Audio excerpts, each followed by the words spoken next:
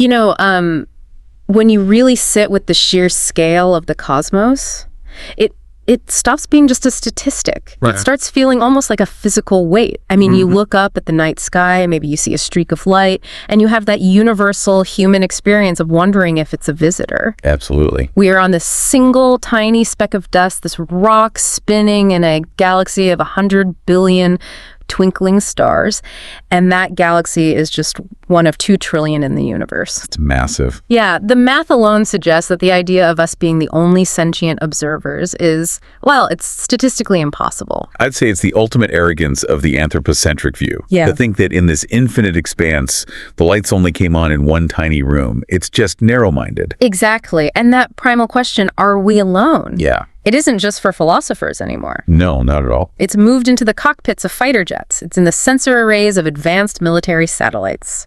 Today, for everyone joining us on this deep dive, we aren't just telling ghost stories around a campfire. We have a data set. We have a massive data set. A stack of reports from history, military archives, modern science stuff that suggests something is interacting with us. And our mission here today is crucial because we have to apply a filter for you guys. We need to impartially explore the evidence and rigorously separate the signal from the noise. Right, because let's be honest, 95% of the stuff is explainable. Easily. Comets, weather phenomena, Starlink satellites, classified military tests. But we are diving into that stubborn 5%, the hard unknowns, the unidentified flying objects, or what the Pentagon now calls anomalous aerial vehicles. UAPs. And for you listening, we want to be clear. We aren't doing the basic, is it a bird or a plane debate. You know the lore. Yeah, you guys already know the basics. So what we're doing today is a forensic audit of the most compelling cases. We want to see if they hold water when you apply actual physics and historical analysis. So let's define the phenomena first. What is a UFO versus what is an alien? It's an important distinction. A UFO is simply a strange object with no clear or logical explanation. An alien implies an extraterrestrial life form, beings from beyond Earth. Right, and we have to acknowledge the spook factor here. Many sightings are just optical illusions, but some stories, from ordinary people, scientists, military personnel, they are genuinely unsettling. Because we're looking for the 5 observables. Break those down for us. Sure. Instantaneous acceleration, hypersonic velocity without signatures, low observability, transmedium travel-like moving from space to water seamlessly, and positive lift without flight surfaces. No wings. Exactly. If it doesn't do that, it's probably just a drone. If it does do all that, we have a serious puzzle. So let's start the timeline way back. Because one of the biggest arguments against the modern UFO craze is that it's just a pop culture feedback loop. The idea that we see movies, so we see aliens. Right. But the source material shows that people were reporting very specific, metallic, structured craft long before Hollywood even existed. If you strip away the modern terminology, the descriptions remain unnervingly consistent throughout history. This brings us to the ancient astronaut theory. Which usually gets dismissed as pseudo-archaeology. And often rightly so. But there are specific anomalies in ancient civilizations that are much harder to just wave away. Did they have the tech to build wonders like the pyramids, or did they have help? Let's talk about Abydos, Egypt, the Temple of Seti I. Ah, yes. Everyone talks about the helicopter hieroglyphs. You look at this 3,000-year-old image, and it's undeniable. It looks exactly like a Bell UH-1 Iroquois helicopter, a jet airplane, and a submarine, like right there, carved in stone. Visually, it is striking. I'll give you that. But we have to apply the academic razor here. Egyptologists have a very rational explanation called palimpsest. Palimpsest. Yeah. Essentially, pharaohs were massive egoists. Ramses II came along and just plastered over Seti I's titles with his own. Typical Ramses. Right. Over 3,000 years, that plaster fell off in pieces, combining the 2 sets of hieroglyphs. The helicopter is actually a combination of the name Nine Bows and a title meaning he who repulses the nine. So it's just a random accident of erosion. I mean, that seems like a massive coincidence that it formed 3 distinct modern vehicles. That's the exact counter-argument. The probability of random erosion creating a perfect profile of a rotor blade helicopter and a rudder-equipped airplane is statistically bizarre. It really is. But without a manufacturing manual found in a tomb, the palimpsest theory has to hold the academic ground. Fair enough. But then you have Pharaoh Akhenaten, the heretic pharaoh. Now, this is where the biology gets weird. Very weird. Akhenaten upended thousands of years of Egyptian religion to worship the Aten, which was literally just the sun disk. And he completely changed the art style. Yeah. Suddenly the pharaoh isn't this buff, idealized warrior. He's depicted with a distended belly, spindly fingers, long neck, and this hugely elongated skull. Enlarged chest, too. And his family Nefertiti and their daughters are shown the exact same way. It looks like a gray alien hybrid. It really does. But I was reading the medical analysis on this in the source material, and there's a strong case for a genetic defect, like Marfan syndrome. That is the standard medical rebuttal. Marfan's causes elongated limbs and fingers, but it doesn't explain the skull shape fully. Right. Nor does it explain why he suddenly decided the disc in the sky was the only god worth worshiping. It's that convergence of the biological anomaly and the theological shift that keeps the alien hybrid theory alive. It's the classic chicken or the egg debate. Did he look like that because of a gene mutation and then start a weird sun cult? Or did he encounter something that looked like the Aten and reshaped his whole society to mimic it? Precisely. And speaking of reshaping the land to mimic the sky, we have to go to Peru, the Nazca lines. Oh man, I've flown over these on Google Earth. The scale is what just doesn't translate in standard photos. We are talking about almost 190 square miles of high desert. It's a massive canvas. And the method of creation is actually brilliant engineering by the Nazca people. The desert there is covered in iron oxide pebbles, basically dark red rust. Okay. They realized that if you scrape away that top layer, the soil underneath is lime-rich and white.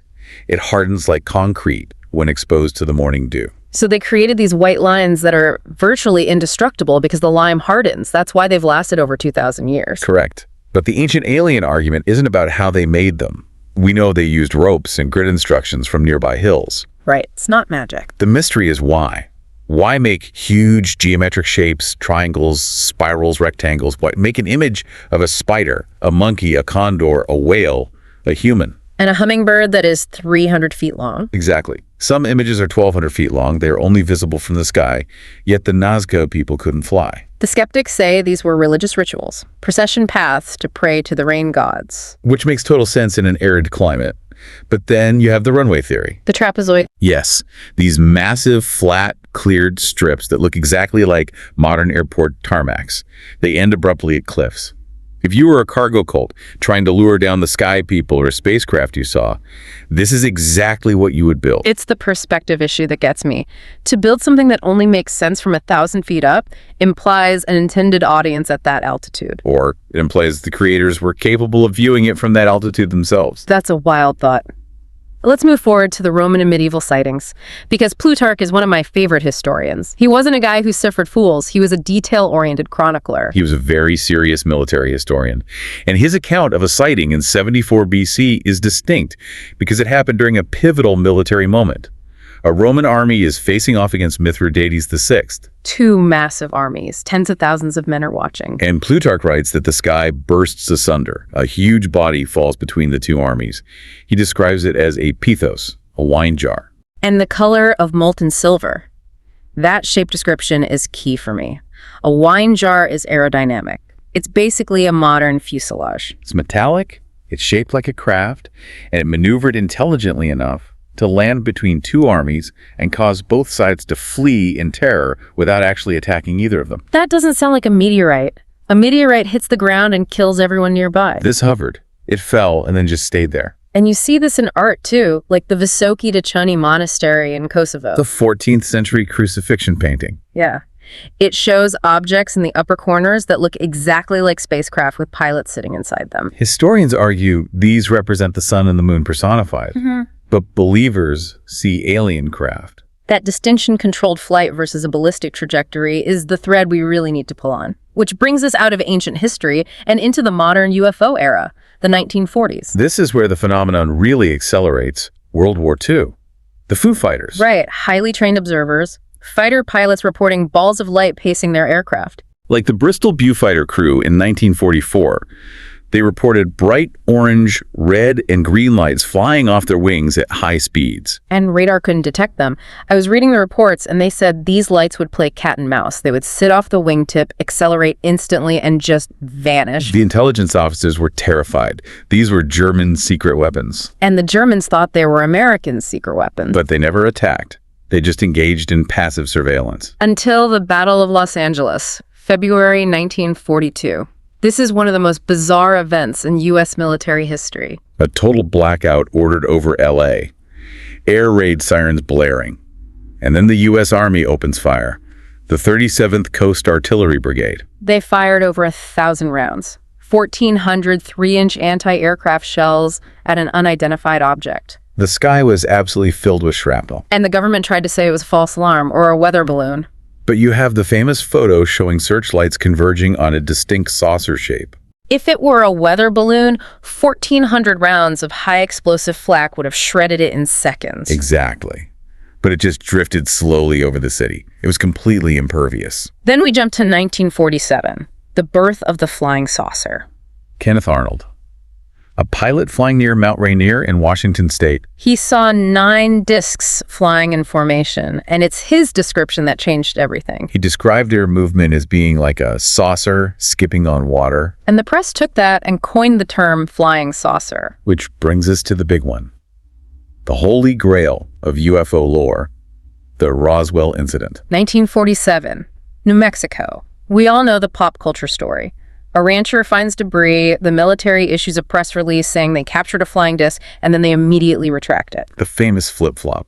They claimed it was just a weather balloon. And for decades, the cover-up theory raged. But if we look at the source material and the actual evidence William Brazel found on that ranch, it wasn't a spaceship. He described rubber strips, tinfoil, tough paper, and balsa wood sticks. Which perfectly matches a top-secret surveillance program the government was running called Project Mogul. They were monitoring Russian atomic tests using high-altitude balloons. Yes, and those balloons were held together by neoprene and balsa wood. But what about the alien hieroglyphs people claim to see on the debris? This is a great historical detail. The balsa wood was sourced from a toy company. They used tape to reinforce the beams, and that tape had purple floral patterns on it. Little geometric flowers that looked like alien symbols? Exactly. The Air Force was perfectly happy to let the alien theory persist because it distracted the public from their highly classified spy program. But the Roswell myth had a massive resurgence in the 1990s. Glenn Dennis, a mortuary worker who claimed a nurse, told him she saw 3 small, bald aliens with thin arms at the base hospital. And then there was the alien autopsy hoax. The Fox TV movie? Yeah, Ray Santilli eventually admitted the film was fake. It was a rubber body filled with animal organs. But it convinced so many people at the time. It really muddied the waters, which is why the Air Force had to run Project Blue Book from 1948 to 1969. Their goal was to determine if UFOs were a national security threat. They recorded 12,618 sightings. Most were stars, clouds, or planes, but about 700 remained totally unexplained. And you have to look at J. Allen Hynek, the astronomer in charge of Blue Book. His character arc is fascinating. He started as a total debunker. He famously explained away the 1951 Lubbock lights as plover's birds reflecting the streetlights, even though the witnesses completely disagreed based on the speed of the objects. But by the end of his career, Hynek had seen so much classified data that he changed his mind. He ended up believing some of these sightings were absolutely genuine unknown. Because you can't debunk everything.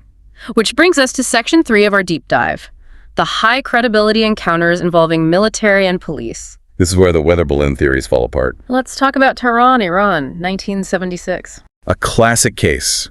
F-4 Phantom jets are sent to intercept a bright light over the capital. American-made jets.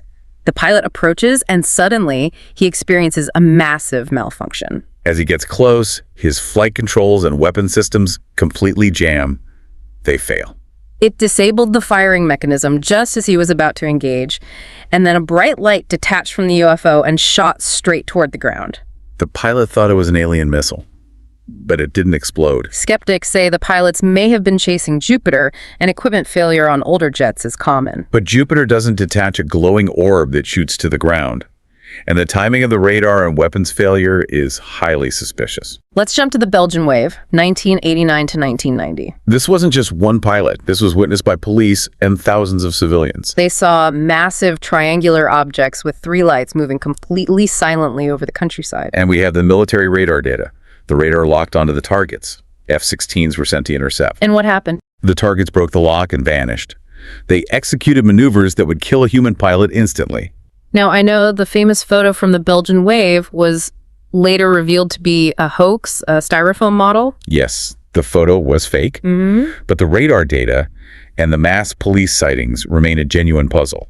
You can't fake a military radar lock. Right. Then there's the Alan Godfrey case in the UK, 1980. A very grounded, credible police officer. He sees a diamond-shaped object hovering above the road. He literally stops his police car and sketches it on his notepad. And then comes the blinding light. He experiences missing time, wakes up 30 minutes later, further down the road, with a ripped police boot and an itchy burn mark on his foot. The Ministry of Defense investigator Nick Pope noted that Godfrey had absolutely nothing to gain by making this up. It ruined his career.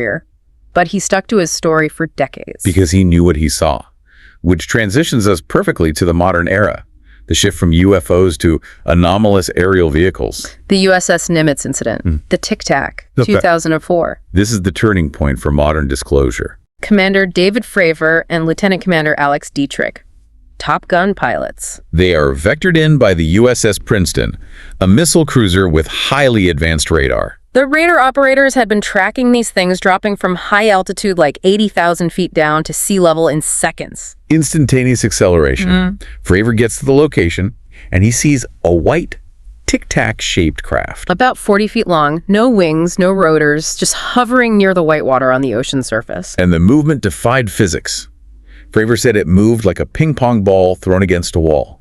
It would just instantly change direction. It mirrored his jet, and then it just zipped away. But the craziest part is what the radar ship told him next. Right, the object vanished, and seconds later the Princeton radioed Fravor to say the object was holding at his cap point. His classified rendezvous point, 60 miles away. It beat him there. It knew exactly where he was going. And we have infrared video captured by other pilots corroborating this. The FLIR video shows this object with no heat exhaust, which led directly to the government disclosure in the 2020s. The release of those classified videos by the Pentagon. The formation of the UAP Task Force and ARO, the All-Domain Anomaly Resolution Office. Not to mention the 2023 shoot-downs over North America. One was a Chinese spy balloon, but the other three remain unexplained. The government is finally taking this seriously, but if we follow the evidence, we have to look at the most controversial aspect of the phenomenon. Section 4. The abduction phenomenon. We have to treat this impartially, conveying the source material without endorsing it as absolute fact, because the experience pattern is incredibly consistent worldwide. The common elements are always there. Waking at night, hearing buzzing sounds, seeing flashing lights. Sleep paralysis, feeling a strange electromagnetic force like being beamed up. Medical exams by non-human entities. And of course, the memory loss, the missing time. The Betty and Barney Hill case in 1961 is the grandfather of all abduction cases. They were driving through New Hampshire and noticed a spinning white light following their car. Barney stops, looks through his binoculars, and actually sees humanoids in shiny black uniforms looking out the windows of this craft. They flee, but they hear a buzzing sound. They arrive home hours late. Their watches are broken. Betty's dress is torn and stained. The car has weird, shiny spots on the trunk. So they go to a psychiatrist, Dr. Benjamin Simon, and undergo hypnosis. And they recover these terrifying memories of medical exams, skin scrapings, the beings looking at their teeth like they'd never seen dentures before. It set the template. But then you have a case with multiple witnesses. Travis Walton, 1975. A logging crew in Arizona. 7 guys in a truck. They see a luminous disc in the forest. Walton gets out to look. He gets too close. A blue beam shoots out, hits him, and throws him through the air. The rest of the crew is absolutely terrified. They drive off and leave him. He disappears for 5 days. The police actually suspected the crew of murdering him and hiding the body. They gave them polygraphs. And they passed.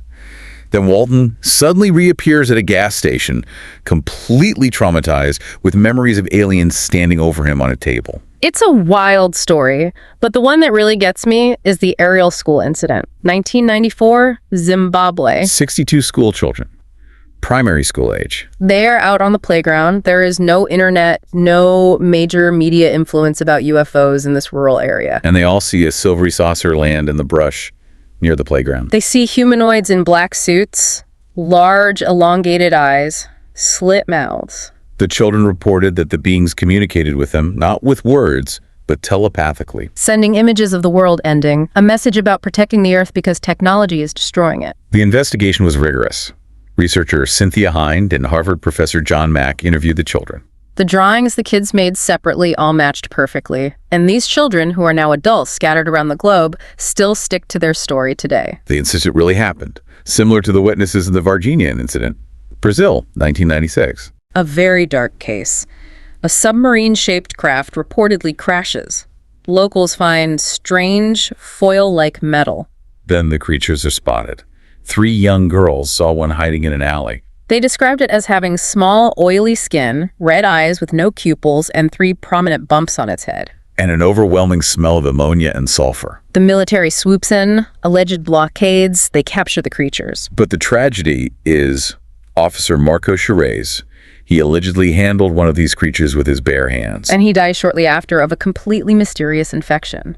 His immune system just failed. Now, we promised to present all sides from the source material, so we have to discuss the psychological explanations for all of this. Sleep paralysis is the big one. It's a documented medical condition. You wake up, your mind is conscious, but your body is still paralyzed from REM sleep. You feel a heavy pressure on your chest. You hallucinate intruders in the room. It perfectly explains the floating sensation and the shadow people many abductees report. Combine that with what psychologists call the will to believe, the deep human desire for meaning, for a connection to a higher intelligence. It makes us susceptible to interpreting natural phenomena as extraterrestrial. But sleep paralysis doesn't explain physical radar tracks, or a police officer's burned boot, or 62 kids seeing the exact same thing in broad daylight. No, it doesn't. Which is why we moved to Section 5, the actual hard scientific search. Because are we really alone? Science is no longer just passively waiting for UFOs to land. We are actively searching for life. Starting right next door, Mars. We know Mars once had the conditions for life. Oceans, atmosphere. Our rovers are doing incredible work. Curiosity found carbon and massive methane surges, which are potential signs of biological activity. It also found rounded pebbles, proving ancient riverbeds existed. And now the Perseverance rover Percy is driving around Jezero Crater. An ancient lake bed, drilling into rocks, looking for fossilized microbial life. But the real action might be further out. The icy moons. Enceladus, orbiting Saturn, and Europa orbiting Jupiter. These moons are covered in miles of solid ice.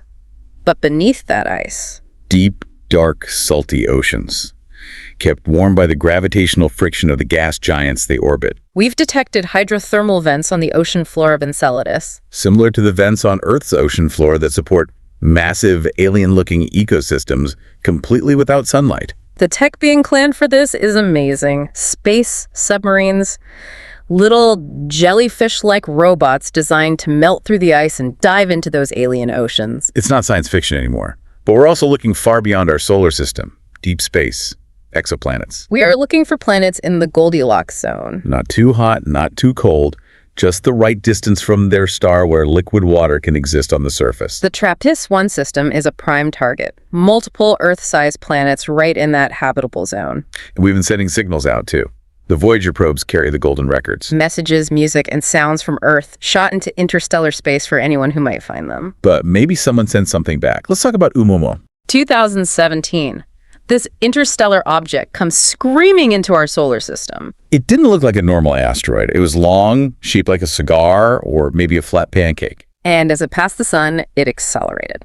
Avi Loeb, a top astronomer at Harvard, suggested it might actually be an alien probe or a light sail, because its shape and movement defied natural comet outgassing. We are building better tools to catch the next one. Next generation telescopes. Hubble was the first to detect exoplanet atmospheres, but the James Webb Space Telescope JWST is a game changer. Those massive gold-coated mirrors, it uses infrared to see straight through cosmic dust. It can analyze the atmospheres of exoplanets light years away, looking for biosignatures: oxygen, methane, carbon dioxide. And looking ahead to 2035, the planned HABEX telescope. It'll use a massive star shield, literally a giant umbrella in space, to block the blinding starlight so we can directly photograph Earth-like planets. We are also listening. Radio signals. In 2022, astronomers detected the heartbeat signal. A very regular, rhythmic radio burst from a distant galaxy. Is it a strange natural pulsar, or is it an alien beacon? We just don't know yet.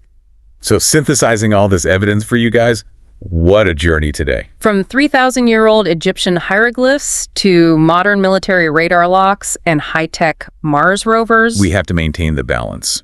We imparted the facts as the sources laid them out, Hoaxes, weather balloons, and optical illusions absolutely make up the vast majority. But those unexplainable 5 to 10%, they are real physical objects. They are interacting with our military. They are defying our understanding of physics. If the government is officially changing the name to UAP, setting up Pentagon task forces, and we are spending billions building star shields to look for life, then the question is no longer, is it crazy to believe? The question is, when will we know for sure? the paradigm has totally shifted. I want to leave you with one final provocative thought to mull over. Right now, billions of miles away, the Voyager probe is drifting in total silence through the dark void of interstellar space. It's carrying the greetings, the music, and the sounds of Earth. Waiting for an unknown listener. What happens on the day someone finally plays that record, figures out where we live, and decides to come visit? Or maybe they already got the message a long, long time ago. Keep looking up, everyone. Thanks for diving deep with us.